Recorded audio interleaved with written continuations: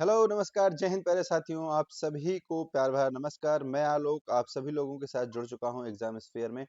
और एक बहुत ही शानदार सी न्यूज़ है। जो भी लोग सोशल मीडिया यूज़ करते हैं, जिन लोगों ने सोशल मीडिया के बारे में आज के 2-4 साल पहले सुना होगा, तो एक एप्लीकेशन आता था जिसका नाम था टिकटॉक। और एक ये वीडियो कंटेंट क्रिएटर ऐप था जहाँ पर लोग तरह-तरह के वीडियो जो है वो डालते थे और कुछ अभद्रता जो है वो समाज में फैलाते थे। और ये एक बाइट डांस करके चाइनीज़ कंपनी है, उसका एक एप्लीकेशन था। और किन्हीं कुछ कारणों से चलते हुए भारत सरकार ने क्या किया था, इस एप्लीकेशन को बैन कर दिया था, क्योंकि ये इसकी जो पेरेंट कंपनी थी वो चाइनीज़ थी। क्योंकि इससे क्या था, जो यूजर्स थे इंडिया में, हालांकि टिकटॉक पर सबसे ज्यादा यूजर भारत के ही थे, तो इन यूजर्स के जो डेटा थे पर्सनल, उनको खतरा था इस एप्लीकेशन से। इसी के चलते इस एप्लीकेशन को बैन कर दिया गया था। लेकिन अभी कुछ सुगबुगाहट है कि भारत में टिकटॉक जो है वो वापस आ सकता है, बैन जो है वो हटाया जा सकता है। क्यों? क्योंकि अमेरिका में अभी इसको लेके कुछ चीजें हुई हैं। पूरी सारी चीजों को इस वीडियो में जानेंगे, वीडियो को लास्ट तक देखिएगा। और अगर आप चैनल पे नए हैं तो एक बार चैनल को सब्सक्राइब कर लीजिएगा। तो देखिए हुआ क्या कि अगर हम बात करें 2020 की, तो 2020 में जब ट्रंप यहाँ पर थे, है ना? ट्रंप ने टिकटॉक बैन की बहुत ही ज्यादा मांग उठाई थी।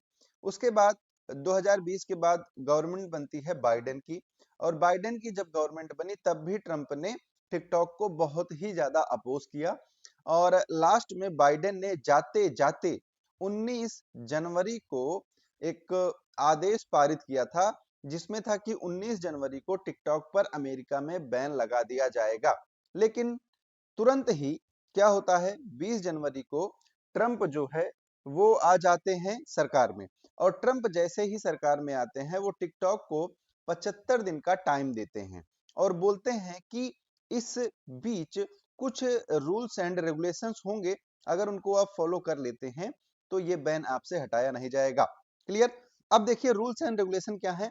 रूल्स एंड रेगुलेशन सिर्फ ये है कि इनका ये है कि जो टिकटॉक है ना, टिकटॉक खुद को क्या करे, बेच दे किसी अमेरिकी कंपनी को। अगर ये किसी अमेरिकी कंपनी को अपना एप्लीकेशन बेच देते हैं, तो यूएसए में इस पर जो यूजिंग है, इसकी जो लोग यूज कर रहे हैं वो लगातार चलती रहेगी। नहीं तो इसको बैन कर दिया जा सकता है। और इस पे टाइम दिया गया है 75 दिन का। तो ऐसे में देखना है कि जो बाइट डांस कंपनी है वो टिकटॉक को बेचती है कि नहीं। अभी हाल में 75 दिन का इनको वक्त दिया गया, और ट्रंप ने बोला था कि अगर मस्क चाहे तो इसे खरीद सकते हैं, मैं भी इसे खरीदना चाहूंगा। अगर इससे बैन नहीं हटेगा तो ये बेकार है। परमिशन मिली तो इसकी कीमत ट्रिलियन डॉलर के बराबर है। तो देखना है, अगर ऐसा हो जाता है तो क्या होगा। तो टिकटॉक के मालिक कौन बन जाएंगे? टिकटॉक के जो मालिक हैं वो बन जाएंगे एलोन मस्क। और या फिर अगर ट्रंप ने खरीदा तो, या फिर यहाँ पर जिसने भी खरीदा, जिसे बोला जा रहा है कि इसको खरीदने के लिए रेस में कौन कौन है। इसको खरीदने के लिए रेस में, जो आप लोगों ने नाम सुना होगा मिस्टर बीस्ट का। मिस्टर बीस्ट का नाम सुना होगा, फेमस यूट्यूबर हैं, ये भी इसकी कतार में है। तो ये लोग इसको खरीदने के इच्छुक हैं। अगर खरीदते हैं तो ये एक अमेरिकी कंपनी बन जाएगा। क्लियर? तो ऐसा यहाँ पर हुआ है। प्रतिबंध लगा क्यों था? क्योंकि देखिए प्रतिबंध लगता क्यों है। प्रतिबंध लगने का सबसे बड़ा जो एक कारण होता है, वो होता है सुरक्षा। भारत में देखिए क्यों बैन हुआ था। भारत में बैन हो गया था ये 2020 में। लेकिन रीजन क्या था? रीजन था कि भारत की सुरक्षा, संप्रभुता और एकता को खतरा था। 130 करोड़ भारतीयों की प्राइवेसी और डेटा का भी खतरा था।